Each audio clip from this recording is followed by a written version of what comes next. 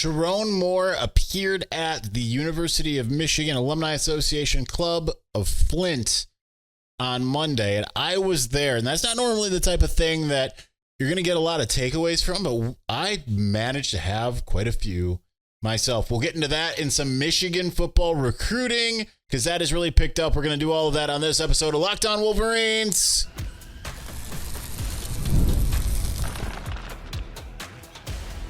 You are Locked On Wolverines, your daily podcast on the Michigan Wolverines, part of the Locked On Podcast Network, your team every day. Happy Tuesday. We are back and doing it. Locked On Wolverines podcast, part of the Locked On Podcast Network, where it's your team every day. I'm your man on the ground, Isaiah Hole, publisher of Wolverines Wire through USA Today Sports Media Group. So yesterday, I was at the UM Club of Flint and their golf outing, and their keynote was Sherrone Moore, head coach, Michigan Wolverines. Shout out to the Hardy boys, Jordan Hardy, who invited me there. Told you I was going to give you a shout out. You said, "Nah, I don't need to do that. I'm still doing it." And it was good hanging out with you all day, my friend. That was an absolute blast. But Sherrone gave, no, it wouldn't be a speech. It was more of a Q&A hosted by Bruce Motti, the former SID of the Michigan football team. And it's weird because I came out of that with takeaways beyond just the things that were said. So I have an impression of what Sherrone Moore, who he is and what he is, right? Because he's, I know him in terms of, from a media perspective, I am aware of what his persona is when it comes to press conferences or small one-on-one interactions. Despite all the people who commented that I didn't know what Sherrone Moore looked like at SMSB. So I thought that there were some interesting things from that. We will get to some of the stuff he said, which is kind of like the players that are seemingly kind of vying for roles on this team. But for me, what was more important was just how charismatic he was, how much he commanded the room, how, and even more so important was just kind of his mastery of, like, he went into a deeper dive of that final drive that Michigan had against Alabama, what it was like calling that period than he had with Joel Klatt on his one-on-one sit-down a couple weeks ago. And my takeaway from that, my big overarching takeaway from that, is Sherrone, in the best possible way, reminds me a lot of Ryan Day when we first kind of met Ryan Day at Big Ten Media Days in 2019. Now, I know that's not a comparison that people like, but what was my impression of Ryan Day when I walked away from the dais during his podium sessions? It was, holy crap, Michigan is in trouble. And that year they were, right? And they would have been the next year. If they would have played the game with who they had, right? Which was like 19 players total and 17 of them were walk-ons, basically. So that is a good place to be, because I walked away from this golf outing being like, Sherrone is so sharp, so has everything he needs in between the ears to be able to lead this team. And as much as we've talked about Sherrone and like expectations and all of that, and having faith in him and expectations of him, high expectations, I can't say that I necessarily had like the level of confidence that I had walking away from this golf outing. I walked away and I was just like, this dude's ready. This dude is ready. I called someone who is no longer with the program, but was a behind the scenes staffer once upon a time. I was like, okay, I know you've known this because you've been inside Schembechler Hall, but I'm like, I didn't know, I was unfamiliar with his game, basically. That's kind of where I was stepping away from this, because the things that he says are important, which again was mostly culture. You could hear like the things that recruits say to me emanating from him. Maybe it's just a pitch, but at this stage, until we've seen more than the 4 games in which he was an interim head coach, it really is just a pitch in a way. but the seriousness mixed with the charisma and even just the personable side. Because like he even talked about how players like were kind of like afraid of Jim Harbaugh, and that makes total sense to me. And, you know, they would come and hang out in Sherrone's office and stuff like that, but they're still coming and hang out with Sherrone's office. He said, you know, they might just more so pop in and say hi real quick, but like there is a level of respect and comfortability and familiarity. And I think that that is really, really good. But when he got into that breakdown of the Alabama final drive and this thought process as he was deciding what plays he was going to call and why and all of that, because he went a little bit deeper than like I said, than he did on with Joel Klatt. It was like, all right, this dude, he gets it in a way that not many others do. Now, obviously, it's going to be a little bit different, right? Because, I mean, he's the head coach now. But I think you'll take a lot of solace from the fact that he, like, you know, he was saying, like, one of the differences between being a head coach, and he said this to us before, is that there's not as much football. There's a little bit more management and organization and administrative stuff when you're the head coach. But he's like, you know, July is kind of like open for coaches to kind of do what they, you know, want and need to do, kind of like the calm before the storm. And he's like, that's the period that I'm going to spend to get ready to start watching everything I can and start breaking down as much as I can and start the initial stages of game planning for Ohio State. I mean, I think he's got all of his priorities in order. I think the big thing, I think the really important thing is why the culture matters. You know, when he talks about NIL, which he says, like, listen, we want to be in it with NIL as much as anybody else. I understand there's all these rivals that want to try to say, like, oh, but Michigan doesn't. No, Michigan hasn't, but it wants to. It's just it's like, it's not pay for play, but true NIL. And he kind of broke down some of the distinctions of like NIL and collectives and just kind of the strategy there. But I think that when he talks about culture and the idea of like, we want kids that fit this mold and why, the idea of everyone pulling in the same direction, the idea of not having factions, right? I've talked about this ad nauseum.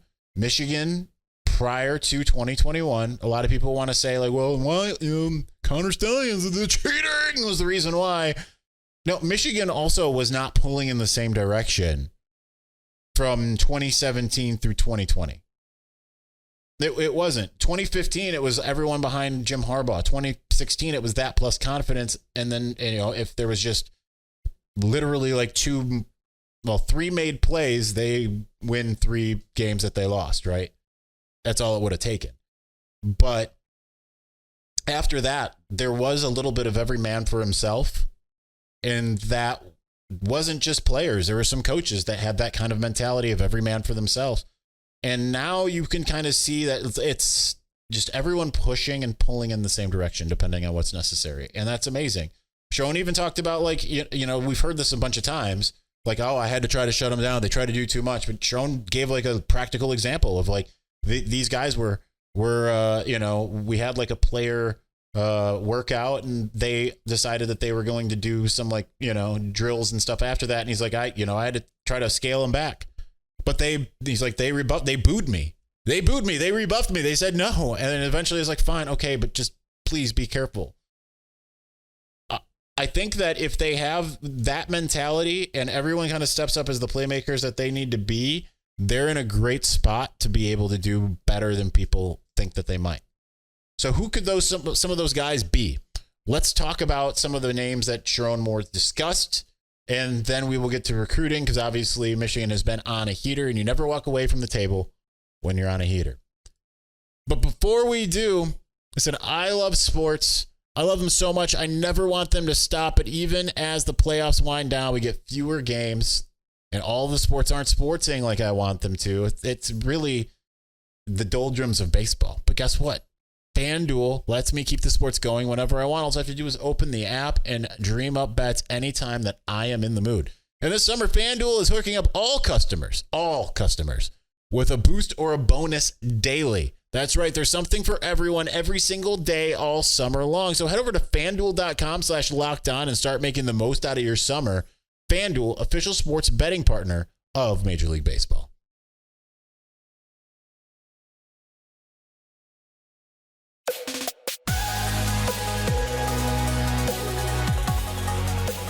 All right, so we're going to see how well my poor memory works. And also, I wasn't paying attention during part of this, admittedly. I was relaying to a colleague. They said, like, you know, did he say anything interesting? And I was running through some of the players, and they said, no quarterbacks, huh? I'm like, well, yeah, I know you mentioned quarterbacks. I just was talking to someone during that part. So I didn't get any of that. Because at that point, I was like, I don't need to pay attention to this. And then eventually I was like, I probably should. That's probably a good idea. But he listed several players that seemed to be vying for different roles. I kind of started listening when I caught a little bit where he was talking about the depth of the running back room, and he ran through everybody. Was really excited about what they have. Donovan Edwards having leaned out and gained more mass, and just looking like a monster, right? And like just saying he's going to have such an excellent year and how much he loves just the room. You know, kind of ran through the names and including Jordan Marshall, who that he didn't really go as far as saying like he could be productive for Michigan this year, but it kind of felt like that was what he was insinuating. But he was just saying like this room, like let everyone, we're not listed on some of these charts. Again, I'm paraphrasing, but let them doubt us because we've got as deep of a running backs room as anywhere in the country. So, that's probably better for us that no one seems to recognize that. Offensive line, like he's like Josh Preeb. He basically said like that's our best lineman right now, straight away. Mentioned that's kind of where I missed some. I feel like he said something about Andrew Gentry. I feel like he did. He did mention the platoon. That the center position is Greg Crippen or Raheem Anderson. So Raheem, who had kind of played some guard, seems like he's maybe more so moving back to center. For this battle. I mean, we know that, but I'm just kind of reiterating it. He spoke again about how just great Colston Loveland is, how great the wide receivers room is. Mentioned that Kendrick Bell has a big opportunity, and he's like, that's a name that you're going to want to look out for. Mentioned Ronnie's brother, Ronnie. Kendrick, by virtue of Ronnie, got some applause. Is that he's just as kind of goofy as Ronnie, but more athletic, and Ronnie'd be the first one to tell you that. He's the guy that I wanted to see show out in the spring game probably more than anybody, and he did. So I think that's a real big benefit. So like he mentioned Tyler Morris, Fred Moore, Samaj Morgan, and then Kendrick Bell was the kind of the next guy. Not much mention of some of the others, CJ Charleston, who's obviously new, or I see now I can't even remember. So there you go. Marion Walker. But obviously, we have high hopes for Amarian. Defensively is where things kind of felt like pretty awesome, right? Because obviously that side of the ball is just incredible. And that's where you're getting like, Mason and Kenneth, good, thankfully we don't have to block them, right? Like that's other people's responsibility. Says that Josiah Stewart and Derek Moore is as good of a tandem on the edge as they've had. Someone that I had spoken to, again, a former staffer, had said that in their estimation, those two guys were the two new edge rushers are probably better than their predecessors, and probably even kind of were last year. But due to kind of other guys being in their senior and fifth years, it's just kind of like, well, actually, Jalen was also a senior, I believe. But so there's that. TJ Guy got another mention for being really good. He kind of went through a list of some other guys. As well as like Trey Pierce was a name that I've been wanting to hear. He said like he would be a factor as far as the external guys, internal, external, Etta, Cameron Brandt both got mentions. Manuel Beagle has got, that's not the first time I've heard him brought up. Right. So it'll be interesting to see if he ends up kind of getting some time. Linebacker, again, the same, like good thing we don't have to game plan for Jayshon Barham. Ernest Hausman seems like he's taken a big step forward. Jimmy Rolder and Jaden Hood are the guys that he said are expected to be right there. But freshman Cole Sullivan, he kind of get singled out and said like he's really impressive and really excited to see what he's going to be able to do. Then he backed it up to cornerback outside. Will Johnson obviously got a lot of accolades, and then he said that Amir Hall and Jair Hill, and he said like Jair Hill was just in my office like picking my brain earlier today. Like, yeah, he's just been like a sponge lately, so that's really good to hear that Jair Hill is taking that very seriously. Makari Page got the mention. And then he didn't go super deep into the other safeties. Obviously said it's a huge boost for them to have Quentin Johnson back. Mentioned Wesley Walker, saying we got Wesley Walker from Tennessee. Said that we got that kid from the Green School, talking about Jaden Mangum. Wouldn't say Michigan State. He's like, I even hate saying, can't even say the name. It was the Green School. And so that was fun. Like he gave deference to the rival. Someone even flat out asked him like, when you beat Ohio State in 4 years, not 4 years, but 4th year in a row, when you beat them, like what, blah, blah, blah. And he's like, I'm not touching that. So some great discretion, honestly, to not like give fodder out of something like this. Like I'm sure that Ohio State fans, that you'll find a way to twist it to your own liking anyway.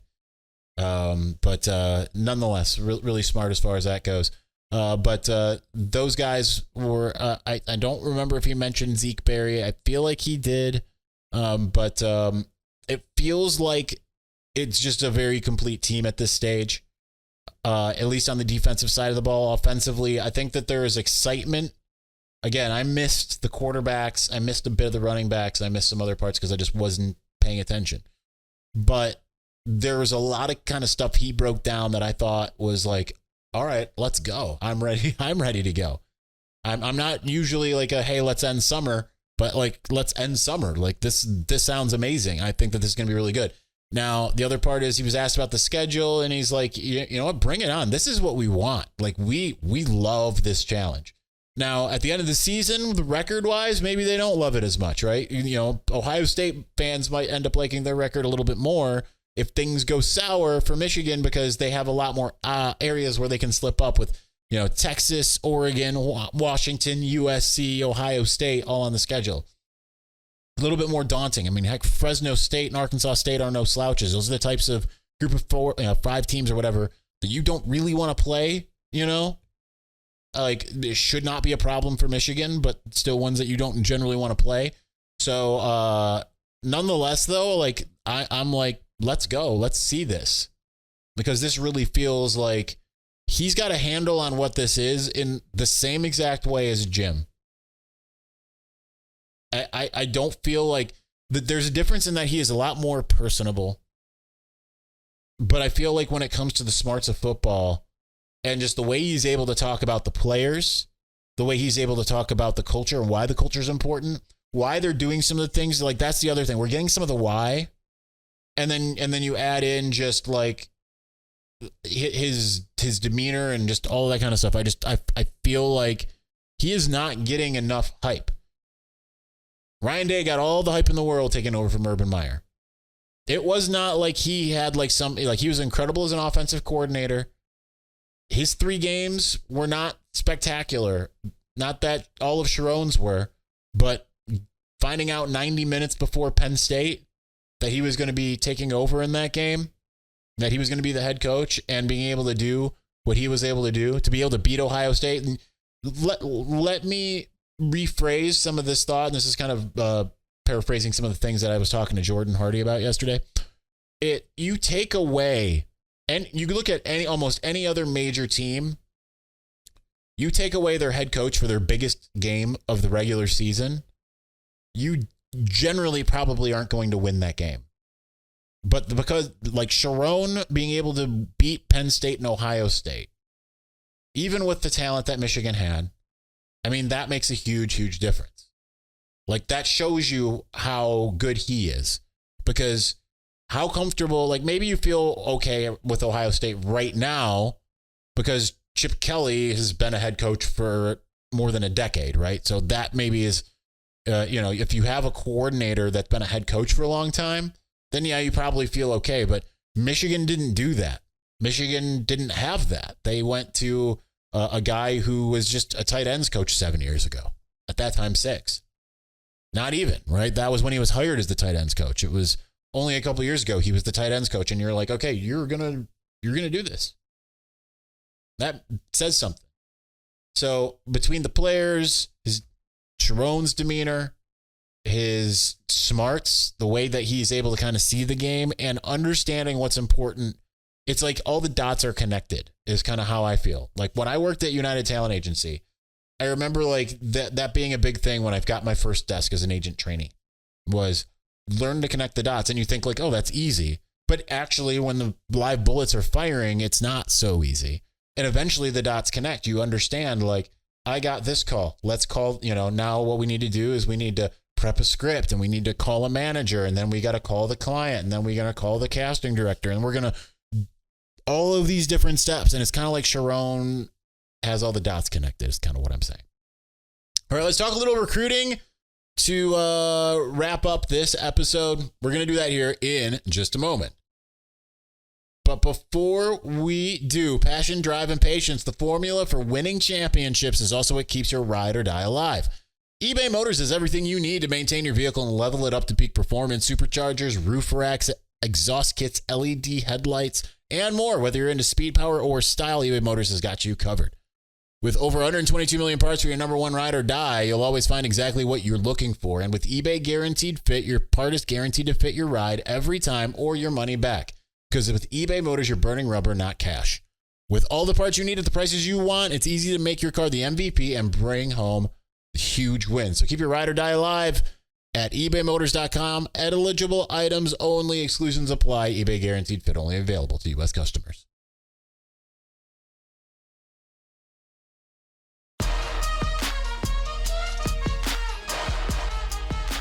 All right, we last spoke on Saturday. Memory serves.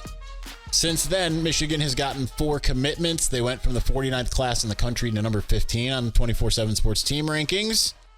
So RIP all of the LOLs that Ohio State fans have been having at expense at Michigan, because more is coming. The more is absolutely coming here. So obviously some big pledges. And there's a lot of guys I feel a heck of a lot more comfortable about coming out of this official visit weekend here. But obviously they got wide receiver Jacob Washington, 3/4 star, kind of depending on where you look. But second guy from Archbishop Shaw, same high school as Ron Bellamy. That Louisiana connection is really paying off there.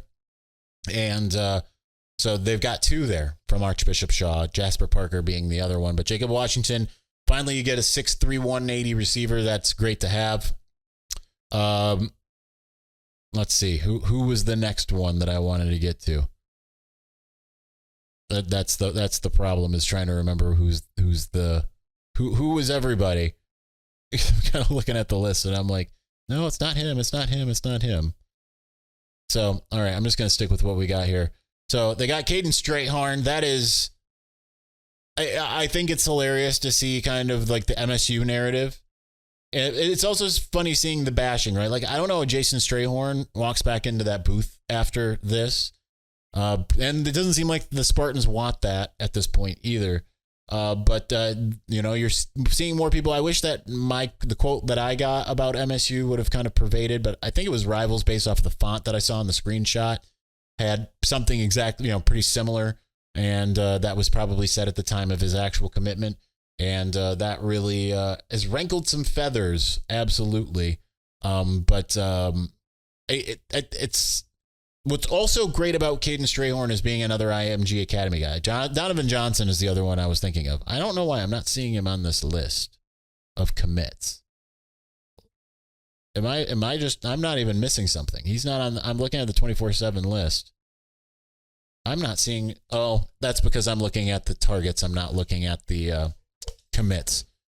So Donovan Johnson, he's a guy that people who know better than me say that if he didn't tear his ACL coming in at the end of his sophomore year and he missed all of his junior year, that he'd be a 5-star.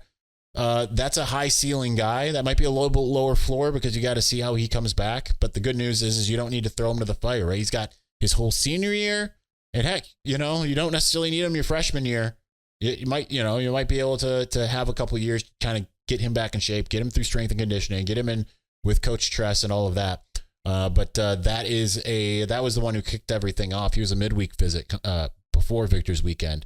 But then Chase Taylor, who's a guy that I mentioned on Saturday, they were higher on Chase Taylor than most, right? Like again, the conversation I had with someone near and dear to the Schembechler Hall. they had said of Chase Taylor, like, we would be over the moon. We get Chase Taylor. Like after that was me after mentioning a different linebacker that they were like, that was way more highly rated. I can't remember who. And being like, whatever, And then Chase Taylor, that was a big want. Big want. So again, remember, rankings that you see on sites, that might be more exciting for you, but it's not always going to be how they view things inside the building, because they see things differently than how, the people who are doing these rankings see them, or as how you see them. So that is that. But then you look at where they're at with some of these other guys that visited. I spoke to Andrew Marsh and Nathaniel Owusu-Boateng. You can read those on Wolverines Wire, the interviews that I did with them. I mean, Owusu-Boateng flat out said that was the best visit I had. And he's like, and they both said the same thing. It's all about the people. And they bring it back to you, the people. That's the best Bane I can do. I don't know if it was good or not. But that's the people is part of the culture, right? And both of them were just over the moon. I feel like, now this is recruiting, so who knows how this goes. But if I was like, okay, you have to pick where those two guys go, to me, it's Michigan, and it's not even close.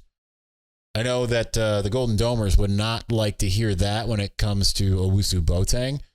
But looks like I deleted my my number for Owusu. I'm going to put him at an 8 out of 10 as far as my confidence level. I have Marsh at an 8 out of 10. Like, something could happen. There's still some room. But I have them in the class. And then you look at some of the other guys, like I've deleted some guys. I'm close to putting Jordan Davison, who wasn't this last weekend. I'm close to putting him in there, but Michigan already has 2 running backs. Does he end up at Oregon?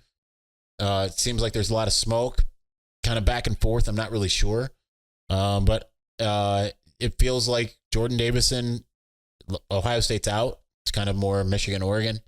I got Phillip Wright in the class now. I still have Andrew Olesh. I bumped him up to an 8 out of 10. I bumped Andrew Babalola to a 5 out of 10, aka like coin flip, Michigan, Stanford, basically at this point. Hardy Watts, I have a 7 out of 10. Sounds like he's probably committing sooner than later.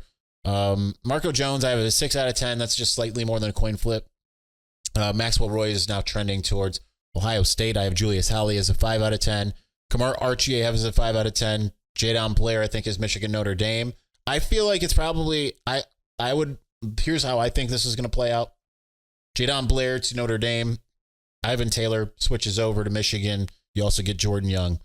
I also feel like Shamari Earls, that feels like a Michigan-Alabama battle, even though he's committed to South Carolina at this point. And I need to get some clarity on the other corners that they're looking at this point.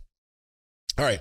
I'm getting coffee, not as in just something to drink, starting to cough. So that's going to do it for us today. We'll be back tomorrow. I want to talk more about the NCAA investigation stuff as I continue to gather intel and all of that. I'm aware that there's that I'm being talked about on the Zach Smith podcast. I don't care. They can have their opinions. I'm going off of what I'm hearing from actual people that are close to it instead of feelings and wishes and stuff like that. So I'll leave that at that, but we'll talk more about the NCAA investigation because I have gotten some kind of updates, not really updates, but clarifications and kind of cross-checking some stuff. So we'll talk about that on Wednesday. Anyway, thanks for watching. Thanks for listening. We will talk to you again soon. Peace.